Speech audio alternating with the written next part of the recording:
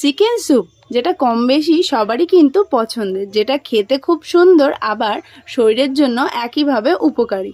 তো এটা বানানোর জন্য ফার্স্টে আমি একটা কড়াইতে বেশ খানিকটা জল দিয়ে, জলটা একটু গরম হলে কয়েকটা মাংসের টুকরো দিয়ে নিয়েছি। তোমরা এখানে তোমাদের প্রয়োজন অনুযায়ী মাংসের টুকরো দিও। তারপরে ভালো করে ফুটিয়ে সেদ্ধ হয়ে গেলে একটু বড় বড় করে কুচি কুচি করে কড়াইতে সাদা তেল আর বাটার দিয়েছি, দিয়ে এখানে ছোটো এলাচ, পেঁয়াজ আর দারচিনি দিয়ে বেশ খানিকক্ষণ ভাজা করে গাজর আর বিনস দিয়ে দিয়েছি। তোমরা এখানে বিনস, আলু, পেঁপে এগুলো অ্যাড করতে পারো।